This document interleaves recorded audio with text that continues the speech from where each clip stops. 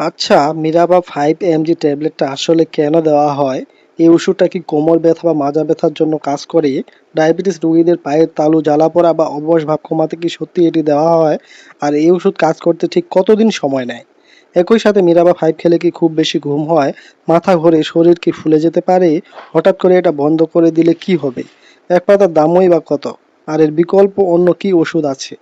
গর্ভাবস্থা বা কিডনির সমস্যা থাকলে এটা খাওয়া যাবে তো? আজকের ভিডিওতে আমরা এই সব কটা জরুরি প্রশ্নের উত্তর একদম সহজ ভাষায় জানবো।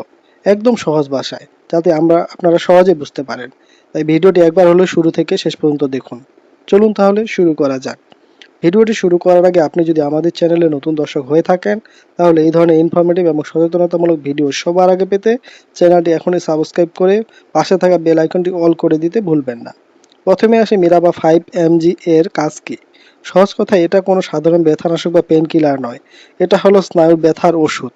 আমাদের শরীরে নার্ভ বা স্নায়ু যখন ক্ষতিগ্রস্ত হয় বা অতিরিক্ত উত্তেজিত হয়ে ভুল সংকেত পাঠায়, তখন যে তীব্র অস্বস্তি হয় সেটা কমাতে ডাক্তাররা এটা দেন। যেমন ধরুন, ডায়াবেটিস রোগীদের অনেকেই পায়ের তালু জ্বালাপোড়া করে সুই ফোটার মতো লাগে বা অবশ ভাব তৈরি হয়। একে বলে ডায়াবেটিক নিউরোপ্যাথি। এই জ্বালাপোড়া আর অবশ ভাব কমাতে মিরাবা 5 দারুণ কাজ করে। অনেকেই জিজ্ঞাসা করেন এটা কোমর ব্যথা বা মাজা ব্যথার জন্য কাজ করে কিনা। উত্তর হলো, সাধারণত হাড় বা মাংসপেশির ব্যথায় এটা কাজ করবে না, কিন্তু কোমর ব্যথা উচ্চ যদি হয়, কোনো চাপা পড়া নার্ভ বা স্নায়ুর সমস্যা, তবে ডাক্তাররা অবশ্যই এটি প্রেসক্রাইব করেন। এখন প্রশ্ন হলো, মিরাবা 5 এর কাজ করতে কতদিন সময় নেয়? এটা কিন্তু ওয়ান টাইম পেন কিলার না যে খেলেই 1 ঘন্টায় ব্যথা গায়েব। স্নায়ুকে শান্ত করতে এটার একটু সময় লাগে। সাধারণত নিয়মিত খাওয়ার 1 থেকে 2 সপ্তাহের মধ্যে এর কার্যকারিতা টের পাওয়া যায়। পুরো উপকার পেতে কয়েক সপ্তাহ পর্যন্ত সময় লাগতে পারে, তাই একটু ধৈর্য ধরতে হবে। এবার আসি খুব জরুরি একটা বিষয়ে, এর পার্শ্ব প্রতিক্রিয়া বা সাইড ইফেক্ট কি কি। হ্যাঁ, মিরাবা 5 খেলে ঘুম বেশি হতে পারে এবং মাথা ঘুরতে পারে, বিশেষ করে ওষুধ খাওয়া শুরু করার প্রথম কয়েকদিন এই সমস্যাটা বেশি হয়। শরীর যখন ওষুধের সাথে মানিয়ে নেয়, তখন ঘুম ভাবটা আস্তে আস্তে কমে যায়।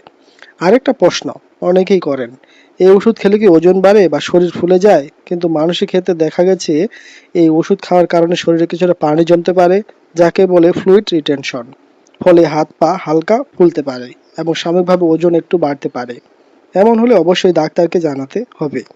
যেহেতু এটা খেলে মাথা ঘোরা বা ঘুম আসে, তাই মিরাবা 5 খাওয়ার পর গাড়ি চালাবেন না, কোনো ভারী বা ঝুঁকিপূর্ণ কাজ করা একদম এড়িয়ে চলবেন।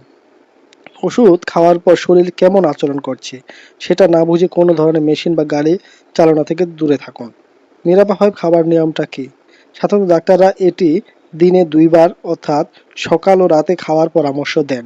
তবে আপনার সমস্যা অনুযায়ী ডোজ কম বেশি হতে পারে। এই ওষুধটি খালি পেটে খাওয়া যায় নাকি ভরা পেটে? আপনি এটি খাবারের আগেও খেতে পারেন, পরেও খেতে পারেন। খালি পেটে বা ভরা পেটে খাওয়ার কোনো বাধা নেই। তবে প্রতিদিন একটা নির্দিষ্ট সময় খেলে ওষুধটা শরীরে ভালো কাজ করে। সবচেয়ে ইম্পর্টেন্ট বিষয় হচ্ছে, মিরাবা 5 কি হঠাৎ করে খাওয়া বন্ধ করা যাবে? ভুলেও না। আপনার ব্যথা কমে গেছে মনে হলো হুট করে এই ওষুধ বন্ধ করবেন না। এতে ব্যথা তো ফেরত আসতেই পারে, পাশাপাশি শরীরে অন্য অস্বস্তি হতে পারে। ডাক্তার ধীরে ধীরে ডোজ কমিয়ে এটি বন্ধ করতে বলেন। আর যদি কখনো ভুলবশত একটা ডোজ বাদ পড়ে যায়, তবে যখনই মনে পড়বে তখনই খেয়ে নেন। কিন্তু যদি পরবর্তী ডোজের সময় হয়ে যায়, তবে আগেরটা বাদ দিয়ে দিন। একসঙ্গে দুটো ট্যাবলেট খাওয়া যাবে না। চলুন এবার একটু এর দাম ও বিকল্প ব্র্যান্ডগুলো জেনে নেই। একমি ল্যাবরেটরিজ এর মিরাবা 5 mg এর প্রতি পিস ট্যাবলেটের দাম 20 টাকা করে। সেই হিসাবে এক পাতা অর্থাৎ 10টি ট্যাবলেটের বা একটি স্ট্রিপের দাম পড়ে 200 টাকা। যদি বাজারে এই ব্র্যান্ডটি না পান, তবে এর অনেক ভালো ভালো বিকল্প বা অল্টারনেটিভ ব্র্যান্ড আছে। যেমন এসকেএফ কোম্পানির আছে মিক 5 mg, স্কোয়ারের আছে নিউ মিক 5 mg, ইনসেপ্টার আছে সিনডোলা 5 mg, কিংবা বিকনের আছে মিরোগ্যাপ 5 mg। এগুলো কার্যকারিতা একই। সর্বশেষ কিছু বিশেষ সতর্কতা। গর্ভাবস্থা বা স্তন্যদানকালে কি মিরাবা 5 সেবন করা নিরাপদ? একদমই না, যদি না ডাক্তার খুব জরুরি মনে করে এটি সাজেস্ট করেন। মা ও শিশুর সুরক্ষার জন্য গর্ভাবস্থায় এটি এড়িয়ে চলাই ভালো। যাদের কিডনি সমস্যা আছে তাদের ক্ষেত্রে কি ডোজ কমাতে হয়? হ্যাঁ, কিডনির কার্যকারিতা ভেদে এই ওষুধের ডোজ অনেক কমিয়ে দিতে হয়। তাই কিডনির সমস্যা থাকলে ওষুধ নেওয়ার আগে ডাক্তারকে পরিষ্কার করে বলুন। আর গ্যাসের ওষুধ সাধারণত ব্যথানাশকের সাথে এটি খাওয়া যাবে কিনা। গ্যাসের ওষুধের সাথে সমস্যা নেই, তবে অন্য কোনো কড়া ব্যথানাশক বা ঘুমের ওষুধের সাথে এটি নেওয়ার আগে ডাক্তারের অনুমতি নেওয়া আবশ্যক। মনে রাখবেন, ওষুধ আপনার উপকারের জন্য, তবে তার নিয়ম মেনে খেলে কোনো অবস্থায় ডাক্তারের পরামর্শ ছাড়া এই ওষুধ নিজে নিজে কিনে খাবেন না। আজ এই পর্যন্তই। আর আমাদের চ্যানেলে আপনি নতুন দর্শক হয়ে থাকলে চ্যানেলটি সাবস্ক্রাইব করে পাশে থাকা বেল আইকনটি অল করে দিন, যাতে করে আমাদের ভিডিও সবার আগে আপনার কাছে পৌঁছে যায়। ভালো থাকুন, সুস্থ থাকুন।